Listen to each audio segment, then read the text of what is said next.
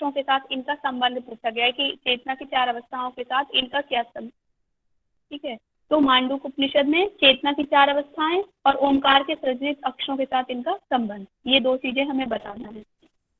अब सबसे पहले हम यहाँ देखेंगे तो ये कौन सी शाखा से लिया गया है, तो अथर्ववेदीय शाखा से संबंधित है ये, और इसमें 12 मंत्र हैं। इसके बाद यदि देखा जाए जितने भी हमारे उपनिषद हैं, अभी ये 10 उपनिषद यदि पढ़ें तो इसके बाद सेकंड नंबर पे कौन सा उपनिषद आएगा मंत्रों के अनुसार यदि देखा जाए, बड़ा कौन सा है सेकंड नंबर में? ईशावास्योपनिषद। ईशावास्य, ठीक है, क्योंकि उसमें कितने मंत्र हैं? 18 मंत्र, 18। ठीक है। और हाँ, और यदि हम जाएं योग वाले जो उपनिषद हैं तो वहां पे सबसे छोटा उपनिषद कौन सा हो जाएगा?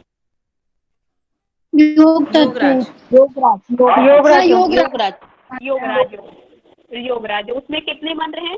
जस्ट इसका आप उल्टा कर दीजिए, मांडूक्य का 2 को आगे कर दीजिए तो 21 मंत्र है उसमें। वेरी गुड, ठीक है, तो 21 मंत्र हैं योगराज उपनिषद में। आदि सबसे बड़ा उपनिषद कौन सा है? बृहदारण्यक उपनिषद है सबसे बड़ा। बृहदारण्य ना, वही मैं। हाँ बृहदारण्यक, हाँ बृहदारण्यक ही है वो। एक बार डाउट आया था, मैं भी आपने भी ईशावास्य बोले ना, इसलिए मैं वही पूछ रही थी क्योंकि बृहदारण्यक तो पढ़ा था मैंने। हाँ नहीं, मैं इसलिए यहाँ ये पूछ रही थी कि मतलब इस मंत्र के बाद, जैसे इसमें 12 मंत्र हैं तो ये सबसे छोटा हुआ, और यदि हम देखें कि मंत्रों के अनुसार दूसरा जो बड़ा उपनिषद है सेकंड नंबर का, तो वो कौन सा आएगा? तो 12 के बाद 18 आ जाएगा, 18 मंत्र वाला। और यदि इन उपनिषदों में सबसे बड़ा उपनिषद देखा जाए तो वह है बृहदारण्यक, और सबसे छोटा उपनिषद देखा जाए तो यह है मांडूक्य। हाँ, और योग वाले उपनिषद में सबसे छोटा बोल दिया गया है योगराजु। जी मैम, ये जो बताए गए उपनिषद ये एक्चुअल में इतने छोटे हैं या सिर्फ हमारे सिलेबस में छोटे हैं? एक्चुअल में तो बड़े होंगे ना? नहीं, एक्चुअल में यही है ये जितने हैं। बिल्कुल, हाँ देखिए हमारे ना मंत्रों से आप पहचान जाया करिए, क्योंकि मंत्र की संख्या तो हम पूरी बताते हैं, अध्याय पूरे बताते हैं, खंड पूरे बताते हैं, बस उनमें से चीजें हमको कम पढ़नी होती हैं। ठीक है, अब जैसे यहाँ पे 12 मंत्र है तो सिर्फ ये 12 मंत्र का ही उपनिषद है, 1.5 पेज में पूरा उपनिषद आ गया है, 2 पेज में है ना उपनिषद, आप खोल कर देखेंगे। अब जैसे हम जाए मुंडक उपनिषद में, ठीक है, तो उसमें 64 मंत्र बताए गए थे, तो उसमें अध्याय भी डिवाइड किए गए, मतलब मुंडक डिवाइड किए गए कि 2 मुंडक है ना, फिर उसके 3 है, फिर 2 पार्ट डिवाइड कर दिए गए हैं। तो ऐसे जाके मंत्र आप देख लीजिए कितने मंत्र हैं, उसके अनुसार उसका साइज आपको पता चल जाएगी कि उपनिषद कितना बड़ा है। ठीक है, बाकी सिलेबस में जाएंगे तो सिलेबस में हम उतनी ही चीजें पढ़ेंगे जितनी हमें आवश्यक है। चलिए ठीक है, हम यहाँ उपनिषद स्टार्ट करते हैं। तो इसमें 12 मंत्र हैं, शाखा जो बताई गई अथर्ववेद से। यहाँ पर ओम को ब्रह्म का प्रतीक बताया गया है, मतलब जो हमारा मुख्य विषय जो यहाँ पर है ओम है, तो ओम को क्या कहा गया है कि ओम ही ब्रह्म का प्रतीक है। अब यहाँ पर इसकी महत्ता भी बताई गई है कि वह ओम कैसा है, तो कहा कि तीनों काल जिसमें समाहित है, अर्थात भूत भविष्य और वर्तमान तीनों काल जिसमें समाहित है, जो संपूर्ण जगत में, जिसके द्वारा संपूर्ण जगत की उत्पत्ति हुई है, ठीक है, जिसके द्वारा ही संपूर्ण जगत का प्रादुर्भाव हुआ है, जिसमें संपूर्ण जगत समाया हुआ है, सबका सब जो कुछ भी है, आप जितना देख रहे हैं, जो नहीं देख रहे हैं, दृश्य और अदृश्य जो कुछ भी है वह ब्रह्म है, ऐसा कहा गया है। फिर एक शब्द आता है अयम आत्मा ब्रह्मा, मतलब कहा गया है कि यह जो आत्मा है वह भी ब्रह्म है।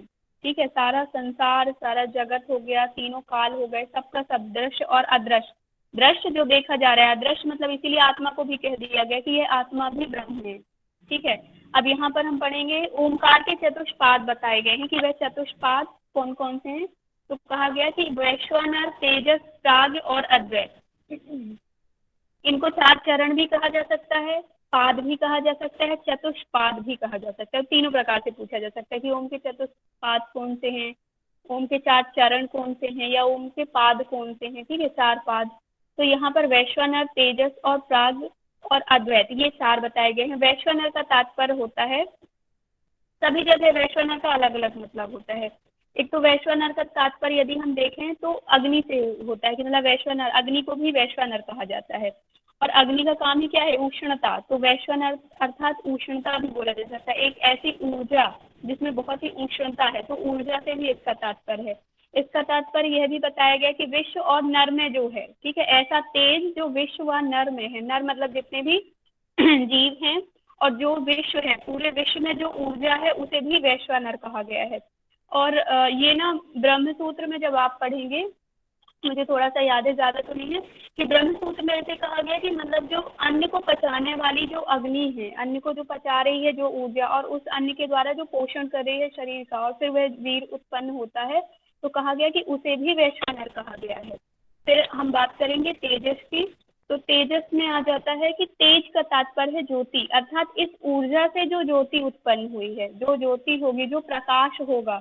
तो यहाँ पे तेज, ये सभी परमात्मा के नाम बताए गए कि वह वैश्वानर है, वह तेजस है। तेजस का तात्पर्य ज्योति है। तो ये छंदोग्य उपनिषद में मिलता है ज्योति, ये मैंने लिख भी दिया है कि तेजस का तात्पर्य ज्योति। किसमें बोला गया? इसमें सिर्फ ना नाम बताए गए हैं, इनमें इसकी व्याख्या नहीं की गई है कि वैश्वानर को क्या कहा जाता है, तेजस को क्या कहा जाता है। ये मैंने अलग अलग जगह से लिया है कि कहाँ पे क्या मिलता है, ठीक है। तो तेजस जो बताया गया है, तो तेजस का तात्पर्य है ज्योति, अर्थात प्रकाश भी बोल सकते हैं, जिसके द्वारा दीप्ति होती है। और यह प्रकाश का स्वामी जो बताया गया है वह तेजस है। इसके बाद आती है प्राज्ञ। प्राज्ञ का तात्पर्य यहाँ बुद्धि से है। प्रज्ञा हम उसमें पढ़ते हैं ना, पतंजलि योग सूत्र में प्रज्ञा। तो ये प्राज्ञ वही है। प्रज्ञा का तात्पर्य है बुद्धि अर्थात ज्ञान से। तो यहाँ पर ये ज्ञान हो गया। फिर इसके बाद बात करेंगे अद्वैत। इसको थोड़ा सा ध्यान से आप लोग लिख लीजिएगा, यदि समझ ना आए, गलत हो गया था इस वजह से थोड़ा सा समझ नहीं आ रहा है। तो अद्वैत, अद्वैत अर्थात पूर्ण ओमकार को कहा गया है। और अद्वैत को कहा गया कि मतलब जिसके समान दूसरा कोई ना हो, शून्य, एकात्म भाव, ठीक है, जो एक है, तो वह एक को क्या कहा गया है? अद्वैत कहा गया है, जिसके समान दूसरा कोई ना हो, ठीक है। एक वर्ड आता है एकम अस्मि द्वितीयो नास्ति। एकम अस्ति द्वितीयो नास्ति मतलब जो वह एक है, उसके समान दूसरा कोई नहीं है, वह अद्वैत बोला जाता है। एकम अस्ति द्वितीयो नास्ति, ये तो याद नहीं कि कहाँ से लिया गया है, बट पढ़ा था कभी, ठीक है। इसके बाद हम बात करते हैं ओमकार की 4 मात्राएं बताई गई हैं। ओमकार की 4 मात्राएं कौन कौन सी हैं? अकार, उकार, मकार और अमात्र। ये सभी में हर जगह हम पढ़ते आ रहे हैं। तो आ, उ, मा। अच्छा, ओमकार का और कौन कौन से उपनिषद में वर्णन किया गया है ये 4 मात्राओं का? कौन बताएगा? हंस में भी है ना, क्या नाम है, ध्यान उपनिषद का नाम बिंदु, बताइए। योग कुंडली में चूड़ामणि ध्यान में। बिंदु, योग कुंडलिनी, चूड़ामणि में भी है। मेन और किसमें लिया गया है? ये 4 प्रश्नों में भी है। ध्यान बिंदु उपनिषद में, नाद में भी है। ध्यान और नाद में, नाद मेन में, जो ध्यान ओमकार और का नाद में। विषय, सबसे ज्यादा जो हंस, ओमकार का विषय जो हंस मेन मिलता है, हंस वाली जो विद्या है ना, उसमें भी है इसका मैम वो वो ध्यान बिंदु है दीदी। ध्यान बिंदु। हाँ बिल्कुल, नहीं है तो सभी में, लेकिन मैं मेन जो पूछ रही थी सबसे ज्यादा जो इसी विषय को जो फोकस किया गया तो वो सिर्फ 2 उपनिषद है, ध्यान बिंदु में, ध्यान बिंदु और नाद बिंदु, ठीक है। ध्यान बिंदु। हाँ, ध्यान ध्यान बिंदु और नाद बिंदु, मतलब दोनों में यही विषय बताया। ध्यान का विषय ओमकार को कहा गया है, और नाद बिंदु में भी जो फोकस किया गया है ओमकार को ही कहा गया है कि मतलब ओम से ही, अर्थात ये 4 मात्राओं का वर्णन करके और इससे नाद की उत्पत्ति बताई गई है, ठीक है।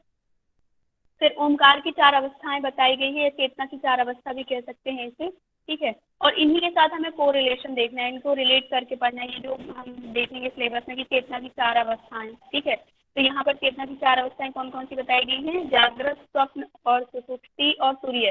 जागृत, स्वप्न और सुषुप्ति और तुरीय अवस्था को कौन समझाएगा? क्योंकि आपने पहले भी पढ़ा होगा, कई बार हमने पढ़ा है। कौन बताएगा कि आखिर ये अवस्थाएं कौन कौन सी होती हैं? बताइए, इस अवस्था में वो व्यक्ति कैसा रहता है? बताइए, सामने आ जाइए। जागृत अवस्था, जो जागृत अवस्था होती है उसमें व्यक्ति पूरे होश हवास में रहता है, उस अपनी इंद्रियों से, मतलब जो उसकी जन्नेंद्रियां हैं, सॉरी ज्ञानेंद्रिय और कर्मेंद्रियां है, वो सही तरीके से वर्क करती है मन के साथ। जो स्वप्न होता है उस अवस्था में व्यक्ति सो रहा होता है, लेकिन उसकी इंद्रियां जैसे कि मन जो है वो कार्य कर रहा होता है। सुसुप्ति में वह मन भी जो है शांत हो जाता है, और तुरिया भी उसके उच्च लेवल के रहता है। तुरिया एकदम डिफाइन नहीं कर पा रही हूँ, लेकिन 3 पता है। हाँ, मतलब उसमें कोई क्रिया शेष ही नहीं रह जाती है तुरिया में, है ना। ठीक है, सही है। तो ये 4 अवस्थाएं बताई गई हैं, ठीक है। इसके बाद हम देखेंगे कि ओम अर्थात परम ब्रह्म के 3 भोग बताए गए हैं। तो यहाँ पर जब हम पढ़ेंगे ये अवस्थाएं जब पढ़ेंगे तो यहाँ पर ही आता है कि वह ब्रह्म जो है उसका शरीर बताया गया कि उस ब्रह्म का शरीर कैसा है, उस परम ब्रह्म को जो शरीर, अंग और मुख, तो उस रूप में कैसे डिफाइन कहा गया? तो कहा गया कि जो पूरा संसार है अर्थात संपूर्ण जगत जो है वह ब्रह्म का शरीर है ना। पूरे जगत को ब्रह्म का शरीर कह दिया गया। और कहा इसमें जो 7 लोक हैं, 7 लोक कौन कौन से हैं, कौन बताएगा? 7 लोग बताइए कौन कौन से हैं। भूर्भुवः स्वः जन्मः तपः महा सत्यम। ठीक है ना। 7 लोग बताए गए हैं, भू भुवः स्वः मह जन तप और सत्य। ये सभी उपनिषद में मिलते हैं, आप जहाँ जहाँ पढ़ेंगे 7 लोग का वर्णन। ठीक है, तो यहाँ पे कहा गया कि जो अंग है, ब्रह्म का जो अंग बताया गया है तो वह 7 लोक हैं। कहा कि ब्रह्म का जो मुख है, तो कहा कि ब्रह्म का जो मुख है वह 19 मुख वाला है। 19 मुख से यहाँ पर तात्पर्य है कि 5 ज्ञानेन्द्रियां, 5 कर्मेंद्रियां, 5 प्राण और 4 अंतःकरण। 4 अंतःकरण कौन कौन से होते हैं? मन बुद्धि चित्त अहंकार। ठीक है, जिसे पता ना हो लिखते जाइएगा, मैंने यहाँ लिखा नहीं है। तो मन, बुद्धि, चित्त और अहंकार, ये 4 अंतःकरण। 5 प्राण कौन कौन से होते हैं? प्राण अपान व्यान प्राण अपान व्यान समानुदान। ठीक है, फिर इसके बाद 5 कर्मेंद्रियां,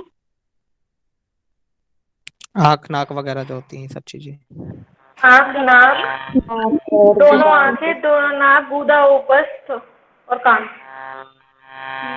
5 ज्ञानेन्द्रियां, पंच ज्ञानेंद्रिय, पंच आपने आँख ज्ञानेन्द्रिय नाक बताई सर। हाँ, कर्मेंद्रिय नहीं बताया। कर्मेंद्रिय हाथ पैर है, हाथ पैर मुख उपस्थ और गुदा है। और जो ज्ञानेंद्रिय है वह है हमारी आँख नाक कान जीभ त्वचा।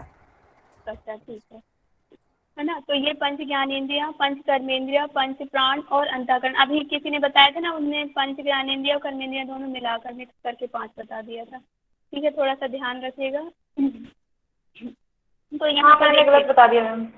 हाँ, कोई बात नहीं।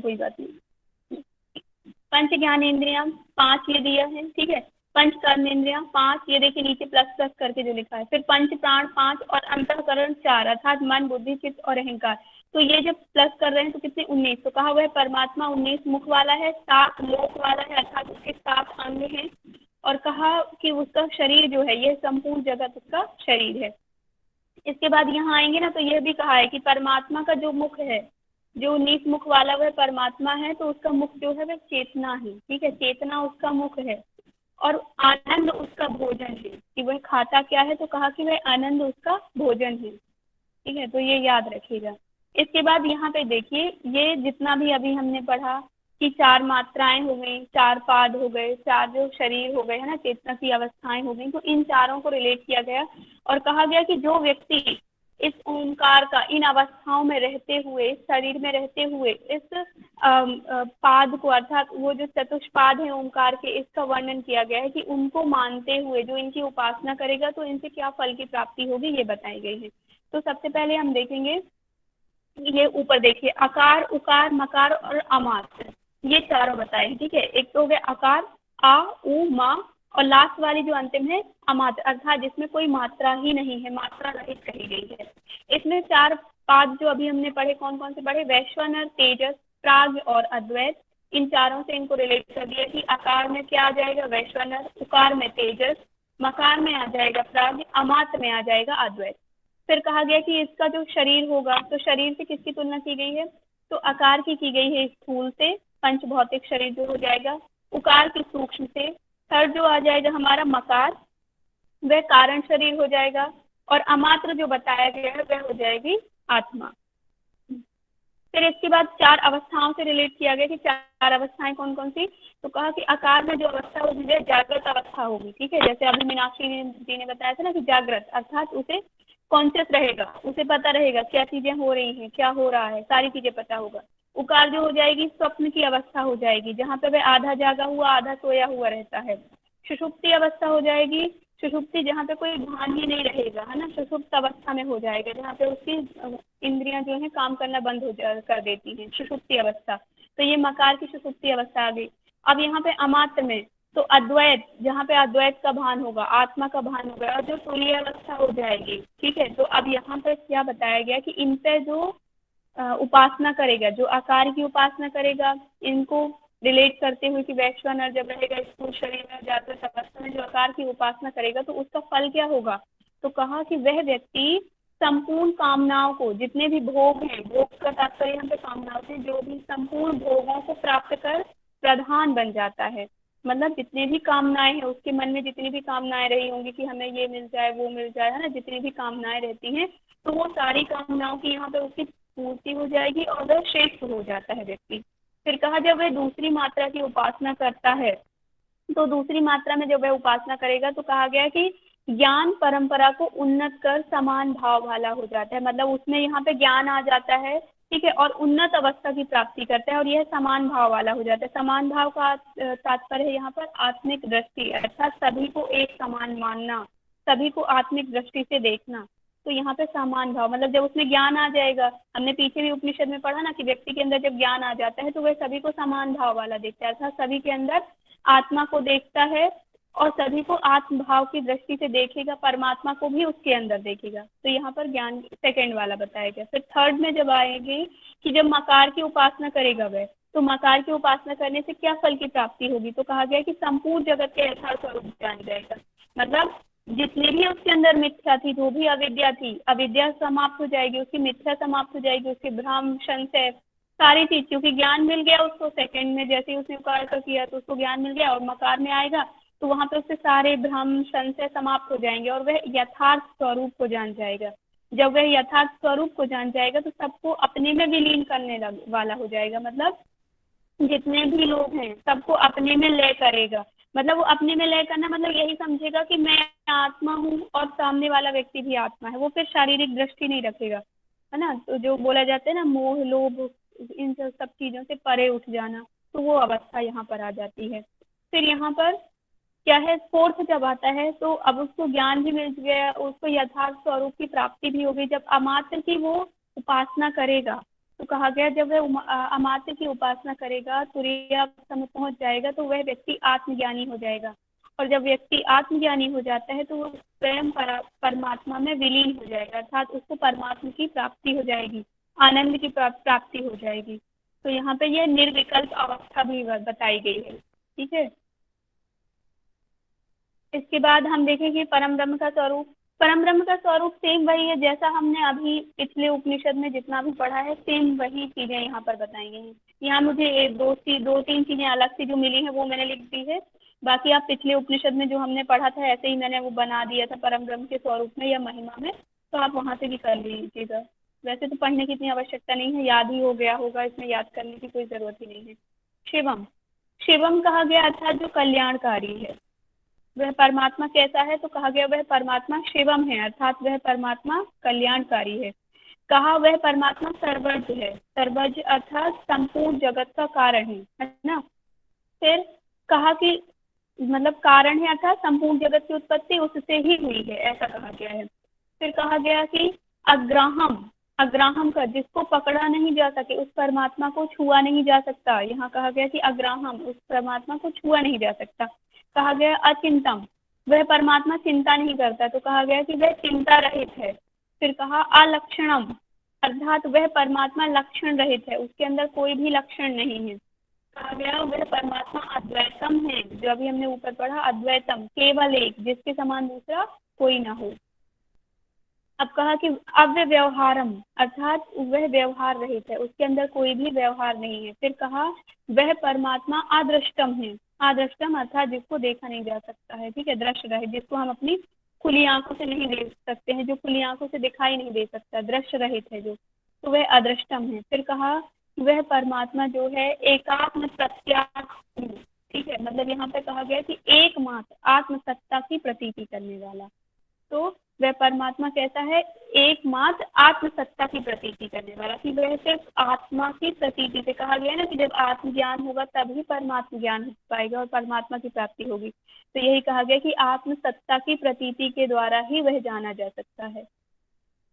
फिर यहाँ पर एक लाइन आती है, नान्तः प्रज्ञम न बहिष्प्रज्ञम, नो वियता प्रज्ञम न प्रज्ञान घनम न प्रज्ञम न अप्रज्ञम। मतलब कहा कि न अंतः, वह ना तो अंतः में है, ठीक है, ना तो वह अंतः है, मतलब ना तो वह अंदर है, ना तो वह बाहर बहिष्प्रज्ञम, ना तो वह बाहर है, ना नो भीयता, ना ही वह दोनों ओर है ना। कहा गया कि वह परम ब्रह्म है, ना तो वह अंदर है, ना ही वह बाहर है, ना ही वह दोनों ओर है। फिर कहा कि प्रज्ञम न प्रज्ञान घनम, कहा ना वह वह प्रज्ञान घन जो है वह ज्ञान का पुंज है, ठीक है, वह प्रज्ञान घन है अर्थात वह ज्ञान का पुंज है। तो कहा ना प्रज्ञान घनम, फिर कहा कि प्रज्ञान घनम ना प्रज्ञम ना अप्रज्ञम कहा गया कि वह ना तो प्रज्ञ है ना तो जानने वाला है, अर्थात जिसे इस बुद्धि के द्वारा जाना नहीं जा सकता। तो वह ना तो वह ज्ञान है ना ही वह अज्ञान है, जिसको ना जानने वाला अर्थात जिसे इस बुद्धि से जाना ही नहीं जा सकता। तो वह ना तो अज्ञान है ना ही वह ज्ञान है। तो कुल मिलाकर यहाँ पे परमात्मा की महिमा बताई गई है। तो वो कैसा है, तो मतलब अब वो तो अंदर भी नहीं है, कह दिया गया कि वह बाहर भी नहीं है, दोनों तरफ भी नहीं है, ठीक है। तो वह कैसा है, तो यहाँ पर यही चीजें बताई गई कि मतलब ये जो है इनके जो ऑपोजिट जो हो जाएगा वही है कि अर्थात वह सर्वव्यापी है ना, सर्वव्यापी कहा गया है परमात्मा को। अब इसके बाद हाँ उपनिषद तो समाप्त हुआ, बस इतना ही था। इसमें किसी का कोई डाउट हो तो पूछ लीजिए।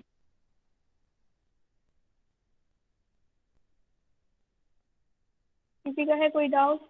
बस इतना ही है ये उपनिषद, इसके बाद हम लोग क्वेश्चन करेंगे।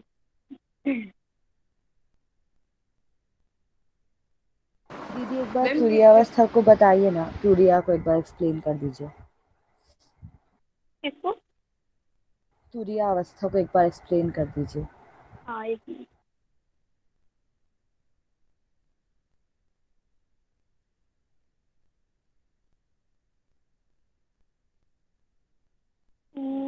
ये है ना तुरीयावस्था। देखो सबसे पहले ना हम चारों अवस्थाओं से जाएंगे। सबसे पहले हमने देखा कि जागृत अवस्था, जागृत अवस्था कौन सी होती है, जहाँ पे मन जागा हुआ कॉन्शियस होता है, ठीक है। स्वप्न अवस्था जो होती है बीच की अवस्था हो जाती है, मतलब वहाँ पे ना तो व्यक्ति जागा हुआ है ना सोया, मतलब वो थोड़ा बहुत कॉन्शियस भी है थोड़ा सा अनकॉन्शियस भी है, दोनों चीजें बोल दी जाती है, ठीक है। सुषुप्ति अवस्था बोल दिया जाता है जहाँ पे कोई कार्य ही नहीं किया जा रहा है, ठीक है। तो मतलब फिर भी ये तुरीय से थोड़ी सी कम होती है, तुरीय में तो पूरा शांति हो जाता है, लेकिन यहाँ पे फिर भी कुछ चीजें रहती हैं सुषुप्ति अवस्था में। वह सुषुप्त अवस्था हो जाता है, ना तो वह जागता है ना सोता है, ठीक है। सॉरी स्वप्न में आ जाएगा तो स्वप्न में वह स्वप्न देखता है, अर्थात वह जागता नहीं है, स्वप्न है, इसमें नहीं आएगा। थर्ड वाले में आ जाएगा सुषुप्ति में कि ना वह जाग रहा है ना वह स्वप्न देख रहा है, तो दोनों में आ जाएगा क्या, सुषुप्ति अवस्था आ जाएगा। फिर तुरीयावस्था जो आती है तो मतलब ये तीनों जो अवस्थाएं हैं, ठीक है, तो इनसे जो परे हो जाएगी, जहाँ पे कल्पना भी समाप्त हो जाएगी, जहाँ पे शून्य हो जाएंगे, मतलब जो भी हमारे मन के संकल्प शून्य हो जाएंगे, इंद्रियां कर्मेंद्रियां जो है वर्क करना बंद कर देंगी, मतलब कुल मिलाकर यहाँ पे कोई भी कल्पना भी नहीं की जा सकती, कल्पना रहित हो जाएगी, शून्य अवस्था हो जाएगी। ऐसी अवस्था जो होती है वह तुरीय अवस्था कहलाती है। और फिर इसके बाद ना एक और अवस्था आती है तुरीयातीत अवस्था आती है, तो यहाँ पे शून्य होता है कि व्यक्ति का मन चित्त चेतन अवस्था जो है उसकी शून्य हो गई है। फिर जो उसमें आ जाएगा, जब वो तुरीयातीत में आता है ना, तो कहा गया कि वह जब तुरीयातीत में आता है तो वह परम ब्रह्म में सीधा लीन ही हो जाता है। मतलब यहाँ तो जैसे निर्विकल्प बोला गया कि उसमें कोई शब्द अर्थ ये सारी चीजों का भाव ही नहीं रहेगा। निर्विकल्प हम जैसे समाधि पढ़ते हैं ना, तो यहाँ पे शब्द अर्थ ये सब चीजों का भाव नहीं रहेगा, सब कुछ खत्म हो जाएंगे। उसको ना तो अर्थ का मतलब पता है, मतलब अर्थ से ना ही उसको मतलब है ना ही शब्द से मतलब है।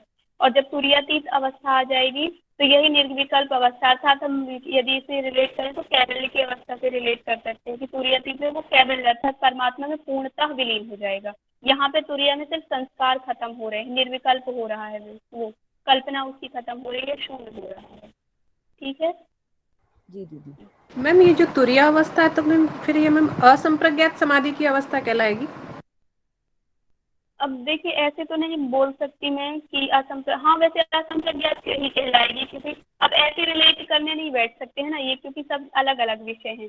यदि हम ऐसे निर्विकल्प से देखें तो फिर असंप्रज्ञात ही कहा जा सकता है कि असंप्रज्ञात है, और यदि तुरीयातीत को देखा जाए तो कैवल्य से रिलेट कर दिया जा सकता है। लेकिन ऐसा कोई किसी शास्त्र में अभी मैंने देखा नहीं है डायरेक्ट, तो मैं ऐसा नहीं बोल सकती हूँ। बाकी अपने लॉजिक के अनुसार बोले तो ये सही है कि असंप्रज्ञात बोला जा सकता है, ठीक है।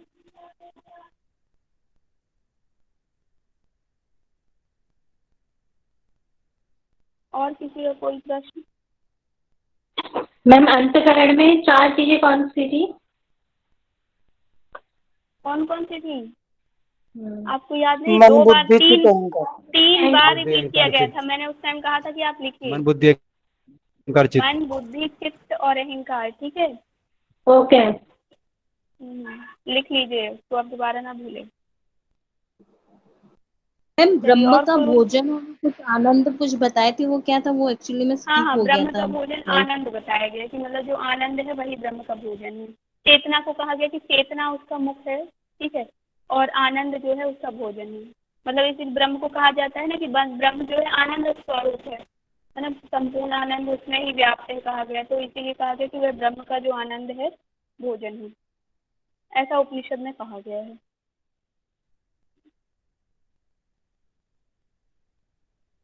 और किसी का कोई प्रश्न? ये मैम वो मुंडक उपनिषद में आप फल बताई थी, उसको थोड़ा रिपीट करेंगे क्या? वॉइस ब्रेक हो रहा था। कौन से ग्रंथों में किया गया है? किसका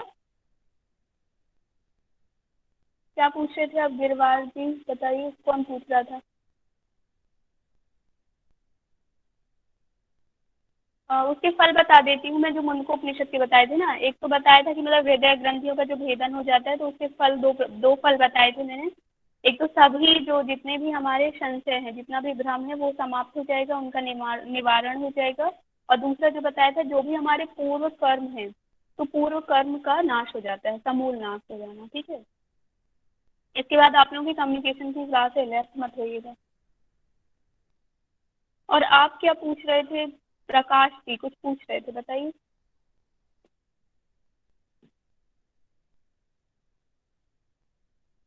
चलिए, किसी को कुछ नहीं पूछना है, मैं क्वेश्चन पूछूं? यस मुझे। तुरिया ठीक है प्रज्ञा जी। वर्णन कौन से ग्रंथों में किया गया? अभी तो मेन जो है मांडुक्य उपनिषद में ही मिलता है, ठीक है। और इसमें जब आप चेतना वाला जो चैप्टर पढ़ेंगे ना, हमारे यूनिट 9 में है, हाँ चेतना के उसी में बताएंगे। तो जब चेतना वाला जो चैप्टर पढ़ेंगे तो वहाँ पर भी दी गई है यूनिट 9 में, ठीक है। और उपनिषद में यदि आप जाएंगे तो जहाँ जहाँ ओंकार की बात की गई है हर उपनिषद में, जैसे ध्यान बिंदु में है ना, और फिर उसके बाद चूड़ामणि उपनिषद में जाएंगे तो वहाँ पे जहाँ जहाँ ओंकार की बात की गई है वहाँ वहाँ ये अवस्थाओं का वर्णन मिलता है। लेकिन जो मेन इम्पोर्टेंट यहाँ पर दिया गया है, सबको जैसे फोकस किया जाता है ना कि सबसे ज़्यादा इम्पोर्टेंट जो चीज़ें जहाँ पर बताई गई हैं, तो मांडुक्य उपनिषद में उन अवस्थाओं को ज़्यादा अच्छे से बताया गया है। और वैसे भी इनको डिफाइन नहीं किया गया, सिर्फ इनको ओंकार के साथ रिलेट किया गया है और हर जगह यही किया गया है। और यदि आपको इनको डीपली स्टडी करना है तो चेतना वाले चैप्टर में जाइएगा यूनिट 9 में। सॉरी यूनिट 9 में नहीं है, यूनिट 9 नहीं है ना चेतना, ये बताइए क्या? चेतना वहाँ ही मिलता है। हाँ दीदी 9 यूनिट जागृत स्वप्न सुषुप्ति का पूरा उसी में बताया गया। हाँ उसमें पूरा चेतना की एक चैप्टर ही दिया गया है चेतना का। हाँ दीदी उसमें हाँ दीदी ह्यूमन कॉन्शियसनेस। हाँ बिल्कुल वही। तो फिर आप वहाँ भी पढ़ेंगे तो वहाँ पढ़ लीजिए। तो मनोविज्ञान में जो अपन कॉन्शियस माइंड है यही है ना मैम, जागृत स्वप्न? और नहीं पता, वो ना अलग हो जाते हैं उनको। वो 3 जो डिवाइड किए गए हैं, कॉन्शियस, अनकॉन्शियस और सबकॉन्शियस, वो 3 अलग हो जाते हैं। हाँ उनको कुछ और चेतना के स्तर बताए गए हैं दीदी, चेतन, अचेतन, अवचेतन। अवचेतन, हाँ ये 3 हिंदी में। तो वो इस तरह है और ये अवस्थाएं अलग हो जाती है, तो दोनों अलग अलग ही हैं, ठीक है मैम। वो कल आपने जैसे उसमें पढ़ाया था ना कि 7 यज्ञ बताए थे, तो 6 के तो आपने नाम बताए, 7वां कौन सा बताया था मैम? वो 7वां है ही नहीं वहाँ पर। मतलब वहाँ बोल तो दिया गया कि 7 यज्ञ की उत्पत्ति हुई है, लेकिन हमने क्या पढ़े, 6 पढ़े हैं ना। और वो भी वो यज्ञ नहीं है, वो हम पे ना मतलब ये बोला गया कि ये समय बताया गया है इन यज्ञ को करने का। हाँ वो समय बताया गया है, उन यज्ञ के नाम नहीं दिए गए पर्टिकुलर। और मैम एक आपने वो लास्ट वाला था ना संवत्सर रूप, उसमें क्या बताया था मैम? हाँ उसका भी वर्णन नहीं मिलता है, सिर्फ इतना ही मिला था संवत्सर। तो संवत्सर वहाँ पे ना काल से उसका वर्णन है, काल मतलब जो समय है, ठीक है, जो समय है ना, समय चक्र जो चलता है संवत्सर, तो उसको कहा गया है। Thank you ma'am. ओके, और कोई क्वेश्चन? ठीक है, ओमकार की 4 मात्राएं कौन कौन सी हैं? जागृत, स्वप्न, सुषुप्ति, आकार, उकार, मकार, अमात्र। मोना बहुत फास्ट हो गई। अब नहीं बोलूंगी दीदी पक्का। नहीं बोलो अच्छी बात है, लेकिन आज ज्यादा ही फास्ट हो गई। मैंने कहा ओमकार की 4 मात्राएं पूछी, आपने कहा ओमकार की 4 अवस्थाएं। बोलो मोना, अच्छी बात है। किसी को सॉरी दीदी, एक्चुअली क्या होता है पता है, मुझे ना थोड़ी सी आवाज सुनाई देती है। आप उस टाइम पे उपनिषद का क्वेश्चन पूछे थे ना, तो मुझे बड़ा सुनाई दिया था छोटा की जगह। अच्छा, अब सोचो यदि मोना नचिकेता की जगह यदि यम के पास जाती और यम इनसे कहते कि वर मांगो 3, तो क्या मांगती मोना? फिर तुम तो मतलब तुम तो कहती JRF करा दो हमारा पहले। सभी वर मांग नहीं नहीं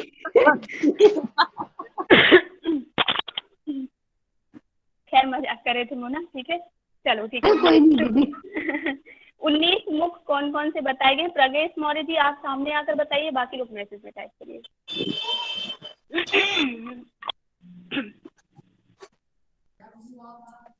मैम मुझे याद नहीं आ रहा है, मैं बता नहीं अभी तो आप पाऊंगा। बहुत बोल रहे थे, बोलिए 19 मुख। एक्चुअली मैं कल आपने पढ़ाया होगा, कल हम थे नहीं क्लास में। कल नहीं, आज आज पढ़ाया भैया, कहाँ ध्यान था आपका? आज हम लेट में थोड़ा ज्वाइन हुए थे, 2:15 के अच्छा, आसपास। हाँ ठीक है। प्रीति जी आप बता दीजिए कौन से हैं 19 मुख? मैम मैं बताऊं? हाँ, प्रीति मौर्य। नीरज जी ने टाइप कर दिया, वेरी गुड। लेकिन गलत टाइप किया है नीरज जी आपने, कुछ मिस्टेक है। मीनाक्षी जी का देखिए। जी बताइए, कौन बताएगा? राधिका जी बताइए, आप ही कोई तो बता दीजिए। दीदी मैं बताऊं? 5 ज्ञानेंद्रिय, 5 कर्मेंद्रिय, 5 प्राण, 1 मन, बुद्धि, अहंकार और चित्त। Very good. मोना 7 लोग बताओ कौन से हैं? भू, भुवा, स्वाहा, महा, जना, तप और एक और है, मैं एक जगह छोड़ दी हूँ। भू, भू, स्वा, सत्यम। सत्यम। हाँ ठीक है, वेरी गुड। बाकी लोग मैसेज में टाइप करते जाइए, ठीक है, मैं देख रही हूँ। ओमकार के चतुष्पाद कौन कौन से हैं? मैं जैसे पूछूंगी वो बताएगा। एक मिनट रुकिए। जो बिल्कुल सामने नहीं आते उनको भी तो बुलाया जाए। समिता जी बरकुल करके, जो समिता, आप बताइए। स्मिता है, सॉरी माफ करिए, स्मिता आ जाइए सामने। नहीं बोलेंगी, ठीक है। तुषार कोहली जी, कोहली की फैमिली से आप, ठीक है। तुषार कोहली। जी मैम पता नहीं मैम, इसका अभी पढ़ाया था मैंने ध्यान नहीं। अच्छा ठीक है। आपको विराट कोहली बुलाना है या तुषार कपूर? दोनों के नाम रख रखे हैं आपने तो। जी मैम कोहली बुला दो मैम। ठीक है। विराट कोहली वाला।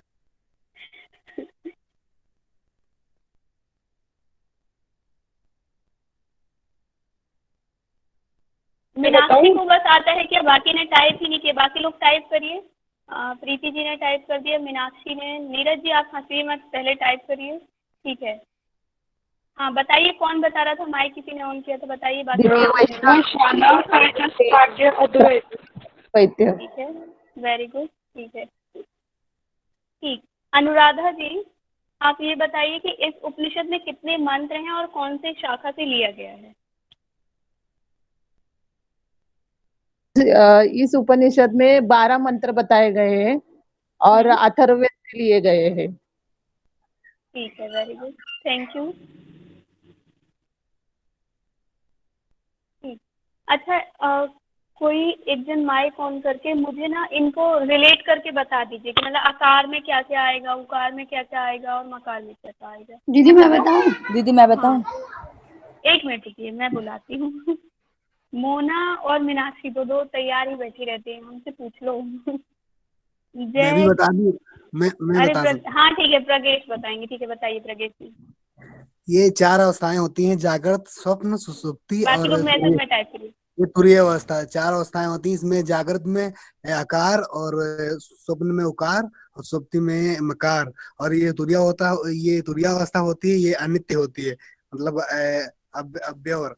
तो मतलब इनके मतलब सबके तीनों के अलग अलग मंत्र हैं, आकार उकार मकार। और ये जो तुरीय अवस्था है ये खाली रहती है। मतलब खाली से क्या तात्पर्य है? मतलब इसमें नहीं, ये अमात्र है, मतलब इसमें कुछ नहीं है। ठीक है। मीनाक्षी इन्होंने कहाँ गलत बताया, बताइए आप। दी मैं सुन नहीं पाई। मैसेज में ध्यान था, ठीक है। तो आप रिपीट कर दीजिए उनको रिलेट करके। दी मैं बता दूं, रिपीट हाँ करूं? हाँ, मतलब देखिए जो आकार उकार मकार को चार हाँ पाद उन्होंने शरीर अमात्र और ये बोला अवस्था। था, उन्होंने अमात्र को बोला था कि खाली रहता है, तो वो खाली नहीं रहता, उसका मतलब है कि वहां पर कोई मात्रा नहीं रहती, मात्रा रहित। तो हाँ, उसमें और ये है उसको मतलब रिलेट करना है पाद और शरीर और अवस्था से। जी दीदी, तो जो मात्रा होती है आकार जो होता है उसमें आकार उकार मकार और अमात्र होती है। जो आकार होता है वो वैश्वानर होता है, उकार तेजस होता है, मकार प्राज्ञ होता है और अमात्र अद्वैत होता है। उसी प्रकार जो इनके शरीर है, तो लाइन से अगर हम करेंगे तो स्थूल सूक्ष्म कारण और फिर लास्ट में आत्मा, वैसे ही चारों अवस्थाएं इनमें अप्लाई होंगी लाइन से, जागृत स्वप्न सुषुप्ति और तुरिया। ठीक है, very good. Pooja Jha ji, mike on करिए और बताइए कि आकार मात्रा में फल क्या प्राप्त होता है। बाकी लोग मैसेज में टाइप करिए। मैम आकार में संपूर्ण कामना की प्राप्ति होती है और इससे जो मनुष्य है वो प्रधान बन जाता है। ठीक है, नीरज जी आप सामने आइए और बताइए मकार अवस्था में क्या फल की प्राप्ति होती है।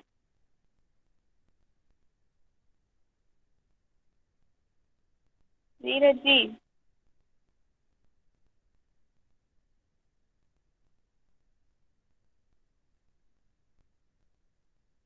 दो नीरज हैं क्या हमारी क्लास में? एक ही है ना नीरज जी? हाँ दीदी एक ही है। वही, मुझे सुन नहीं पा रहे हैं या सुनना नहीं चाहते हैं? दी मैं बता दूं? मुझे आता नहीं है, बट मुझे अच्छा तो आता नहीं बता है। दीजिए, ध्यान दीजिए। बता दीजिए, कोई बात नहीं। नहीं नहीं, रुकिए, भारती माली जी आप बताइए। मैम मैं मोना लेट मैसेज ज्वाइन, में टाइप मुझे कर। नहीं पता है, मैं लेट ओके, ज्वाइन। कोई बात नहीं, कोई बात नहीं। दीदी मैं अजीत देव बताऊं? जी, एक मिनट रुकिए। अजीत देव जी आप बताइए।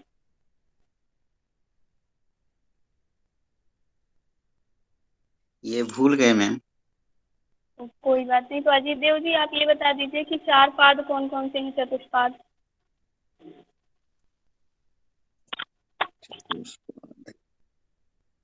चलिए ठीक है, कोई बात नहीं। ठीक है, कौन कह रहा था कि मैं बताऊं? मैं बताऊं मोना को छोड़, मोना और संपूर्ण मीनाक्षी जगत को छोड़कर। हाँ हाँ, मैं बताऊं? दीदी संपूर्ण जगत का यथार्थ ज्ञान प्राप्त होता है। ठीक है। अब प्रीति जी आप ना सेकंड वाला उकार का बताइए। मैम फल उसका ज्ञान को उन्नत करते हुए समान भाव वाला हो जाता है। वो मतलब सभी प्राणियों को समान भाव से देखता है और मकार में यथार्थ ज्ञान हो जाता है। वो अपने आप को सब मतलब सब में विलीन कर लेने वाला हो जाता है वो। और अमात्रा में वो मतलब ज्ञानी हो जाता है और परमात्मा में स्वयं को विलीन कर लेता है। ठीक है, very good. Manoj Pal ji mike on करिए और बताइए कि जो 7 प्रकार की सप्त दिव्याएं हमने बात की थी वह कौन कौन सी है मुंडकोपनिषद में? सप्त दिव्याएं अग्नि की। नहीं पता तो हाँ ना में जवाब दे दीजिए, बाकी लोग टाइप करिए। हाँ मीनाक्षी आप बताइए। दीदी काली, कराली, मनोजुहा, सुलोहिता, सुधूम्रवर्णा, स्फुलिंगिनी और विश्वरुचि। ठीक है, उसके बाद और कौन बताएगा? किसे याद है यही जी दिव्या है? हाँ हाँ, प्रगेश जी सामने आए, रुक जाइए थोड़ा, सब शांत हो जाइए। हाँ बताइए प्रगेश जी। काली, कराली, मनोजवा और सुधृवणा और स्फुलिंगिनी, विश्व रुचि। ठीक है, मोना इन्होंने गलती कहाँ की है ये बताओ। हाँ बताइए। एक नहीं बोला उन्होंने, थर्ड नंबर वाला मनोजवा और स्फुलिंगिनी के पहले एक नहीं बोला। बिल्कुल आपका ध्यान नहीं था, आपने बोला है दीदी पर सीक्वेंस गलत बताया। बोला सुलोहिता नहीं बोला। सब नहीं नहीं जी बोला है, सुलोहिता नहीं बोला उन्होंने। सुलोहिता नहीं बोला, बाकी सही बताया है। ठीक है, ध्यान से सुनो ना। नहीं मनोजवा उन्होंने बोला है। दीदी एक्चुअली क्या है ना, मैं टाइप कर रही हूँ। अच्छा टाइप कर रही हूँ। मुझे बहुत धीरे धीरे होता है मुझसे टाइपिंग पे। ठीक है, कोई बात नहीं। देखो भाई हम लोग पेन कॉपी यूज करते हैं, मोना सीधा कंप्यूटर यूज करती है। नहीं देखिए आप। सीधा कीबोर्ड पर हम जाएंगे, हम ऐसे नहीं पढ़ेंगे। ठीक है मोना, कोई बात नहीं। जगत की उत्पत्ति का क्रम कौन बताएगा? मुंडकोपनिषद के अनुसार। मैं बताऊं? कौन? जयश्री जी बताइए।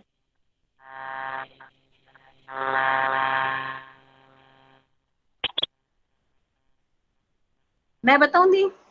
हाँ बताइए। मैं बताऊं दी? तप, तप, अपना प्राण, मन, सत्य, लोक, कर्म और अमृत।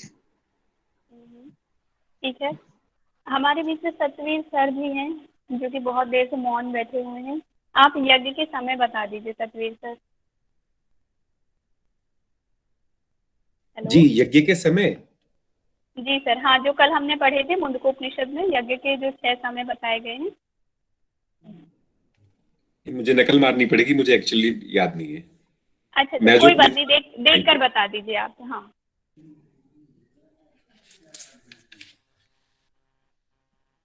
सब लोग ध्यान से सुनिएगा, बाकी लोग टाइप कर दीजिए जिसे भी पता हो।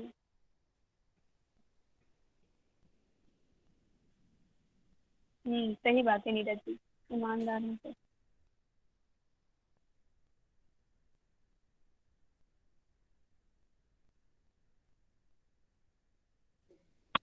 जी, मैं देख के ही बताऊंगा, मुझे नकल मारने के लिए नहीं। बिल्कुल, हाँ, कोई बात नहीं, बता दीजिए, आपको इस बहाने याद हो जाएंगे।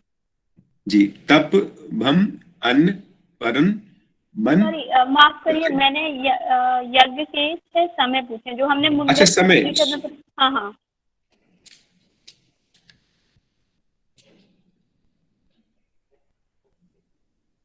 जो हमने पढ़े थे ना, अमावस्या में कौन सा करना चाहिए, दर्शम, कौशम। किसी ने टाइप किया या नहीं? नहीं, सॉरी। हाँ, किया है दीदी, किया है। प्रीति जी ने। संतोषी चंदेल जी, आप बताइए। चलिए, 3 लोगों के मैसेज आ गए। जी, अमावस्यक है, पूर्णिमा है, और वर्षा ऋतु है, नैतिक है, शीत ऋतु है, और दैनिक है। ठीक है, वर्षा ऋतु में कौन सा यज्ञ की बात की गई है? क्या वर्ड दिया गया है वर्षा ऋतु को वहाँ? चतुर्थ मास। हाँ, चतुर्थ मास। चातुर्य मास। चातुर्य मास। जी, ठीक है। और अतिथि यज्ञ कब करना चाहिए? रोज करना चाहिए। अतिथि यज्ञ प्रतिदिन करना चाहिए। प्रतिदिन। 2 प्रकार की विद्याएं कौन कौन सी बताई गई हैं? परा और अपरा। परा और अपरा विद्या। ब्रह्म विद्या। जी, 2 प्रकार। ठीक है, इसके बाद इसमें कितने मंत्र हैं? 64। जो ब्रह्म की 16 कलाएं हैं, मतलब पुरुष की 16 कलाएं किसमें बात की गई है? प्रश्न उपनिषद में। वह 16 कलाएं कौन बताएगा? सामने आ जाइए, जिससे भी। मैं बताऊं? दीदी मैं बताऊं? संतोषी जी, आप मोना टाइप करो, तुम्हारी टाइपिंग स्पीड अच्छी है। जी, मैं बताऊं? हाँ, बताइए।